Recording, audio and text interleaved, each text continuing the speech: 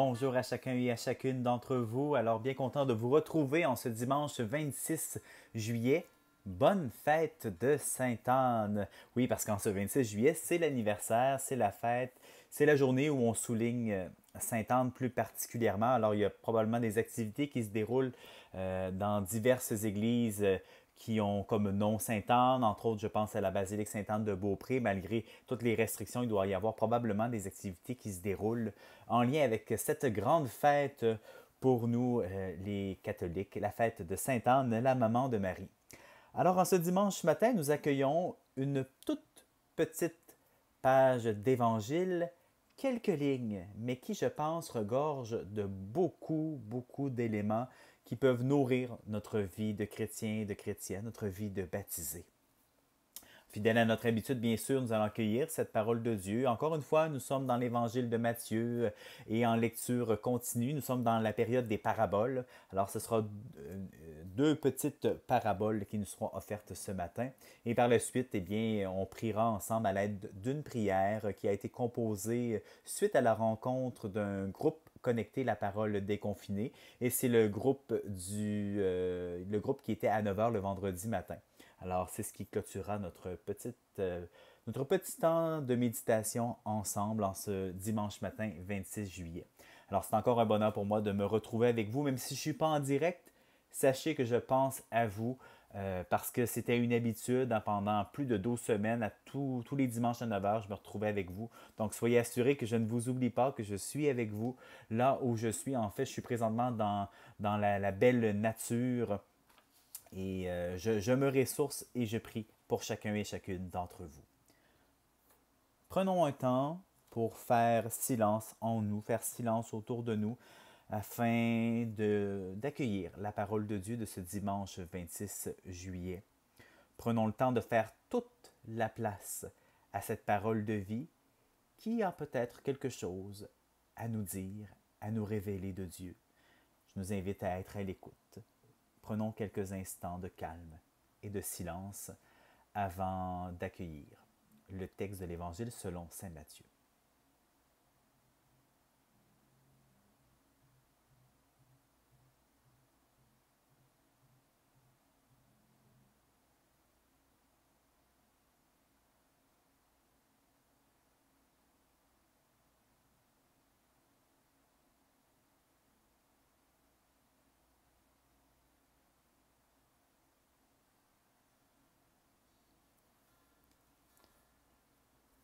De l'Évangile selon saint Matthieu au chapitre 13, les versets 44 à 46. Le royaume des cieux est comparable à un trésor qui était caché dans un champ et qu'un homme a découvert. Il le cache à nouveau et, dans sa joie, il s'en va, met en vente tout ce qu'il a et il achète ce champ. Le royaume des cieux est encore comparable à un marchand qui cherchait des perles fines. Ayant trouvé une perle de grand prix, il s'en est allé vendre tout ce qu'il avait et il l'a achetée. Un trésor dans un champ, une perle de grand prix, c'est à cela que Jésus compare le royaume de Dieu. Prenons le temps d'accueillir ce qui monte dans notre cœur en méditant ces deux petites paraboles. Prenons quelques instants pour méditer tout cela.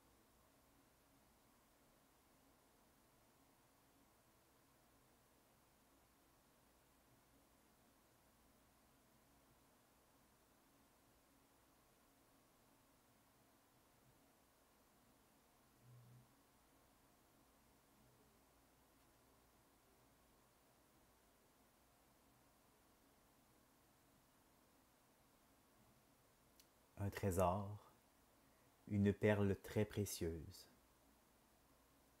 Voilà deux images utilisées par Jésus pour parler du royaume des cieux, du royaume de Dieu. Comment ces deux images vous parlent-elles aujourd'hui?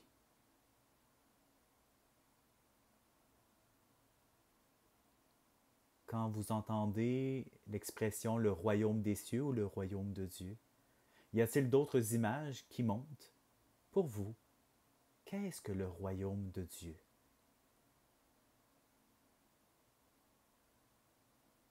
Si vous avez envie de nous partager à la petite communauté que nous formons ce matin, ce qui monte suite à ces questions que je viens de vous poser, si vous avez envie de partager à notre communauté une intention de prière, si vous avez envie de partager quelque chose que vous portez dans le fond de votre cœur en accueillant cette parole aujourd'hui, je vous invite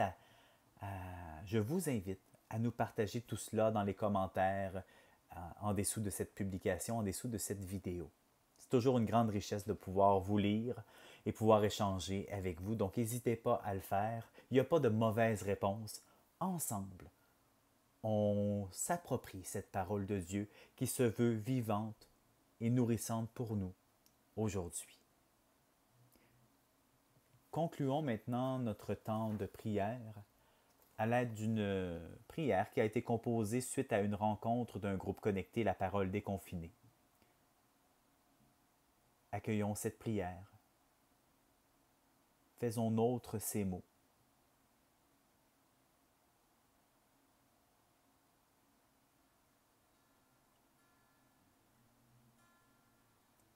Viens, Esprit Saint, emplis le cœur de tes fidèles et allume en nous le feu de ton amour. Du pape François.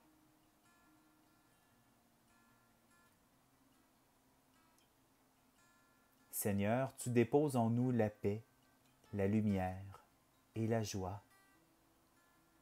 Qu'elle soit pour nous source d'amour et force dans notre vie, afin que nous sachions être témoins de ta paix qui nous habite. Puissions-nous, dans cette période difficile, partager cette paix aux personnes que nous croisons. Merci pour ton Esprit Saint qui nous accompagne. Merci aussi pour la joie que nous procurent les relations avec les autres. Tes chemins sont surprenants. Amen. Je vous remercie beaucoup d'avoir été là, fidèle au poste en ce dimanche matin.